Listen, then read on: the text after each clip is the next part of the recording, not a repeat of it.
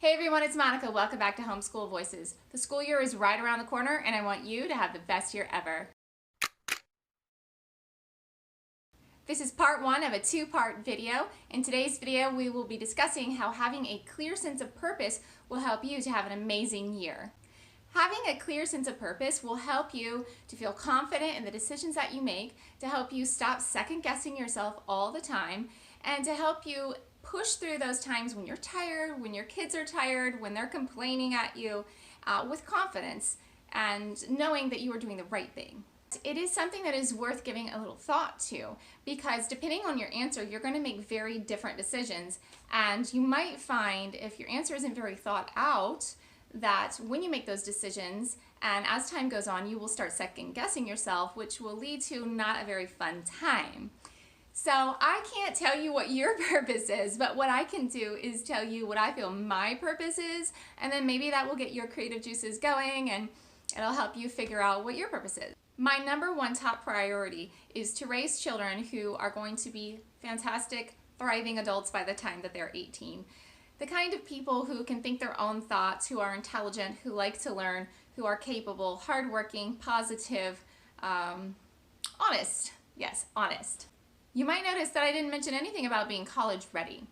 So this is a very different focus, and having two different focuses will lead you to make different decisions. I do believe that my focus will actually result in kids who will be capable of going to college and thrive in college if they choose to do so.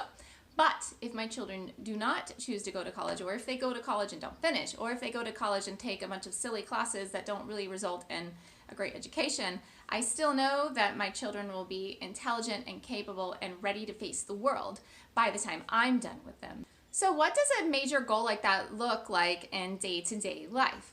Well, let me give you an example. So there are important things that I feel that I need to teach my kids so that by the time that they're 18, they will be ready to face the world. One would be basic law. So laws that affect them, maybe like Miranda rights. I mean, there's a lot of laws that affect them and their life, and Supreme Court cases sometimes that resulted in the laws that we have.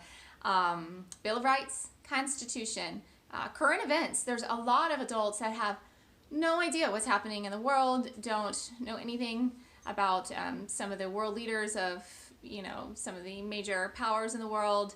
They just know nothing. Basic philosophy, basic logic, rhetoric, media literacy. These are all crucial things. These are not things that I want to wait and cross my fingers and hope that my children will learn in college. They are things that I want to make sure that I teach them in high school. These things all take time, right? So I don't have an infinite amount of time in the day. So if I teach these things, that means the time that it takes to teach these things is going to displace time that is normally devoted to more traditional studies. So biology, chemistry, calculus, trigonometry. If I have to displace those things with some things that I think are actually more important, I think it's more important to know logic and rhetoric and media literacy than to understand trigonometry.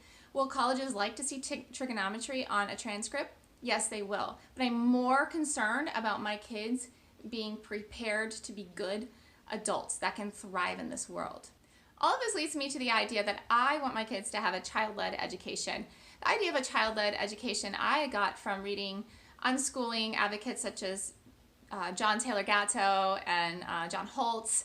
I've read Thomas Jefferson Education and Leadership Education, which they're not unschooling, but they're sort of similar. Charlotte Mason, which is very literature-based. And all of these things have helped me form my own ideas, my own unique ideas about having children take charge of their own education and have it being literature-based, because reading to me is just crucial. I just can't see how you're going to be a highly educated person without being very, very, very well read, as in a voracious reader for years and years. That's just my views, and you're free to make, come to your own conclusions. But I want my kids to take charge of their education and to decide what they want to learn. So I provide structure and discipline. I feel it is very, very important. It's something that I feel is lacking in some of the other philosophies that educational philosophies that I've read about.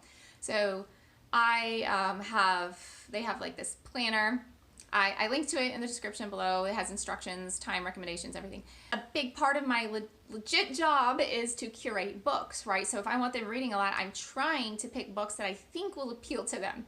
That is my goal, because I think when children pick what they want to study and when it's genuinely interesting to them, I think they're far more likely to retain information than if you were to just predetermine everything that they learn, hand them a textbook or some curriculum and say, learn this. To connect it to what I was saying earlier, if I suck up too much of their time with too many things like the school system does, they're not going to have time to do a child-led education. So I want to make space in their schedule. So for me, when I think, what is my purpose? My purpose is to provide that structure and the discipline. So I require certain things. I require that they do read and that they pick what they read.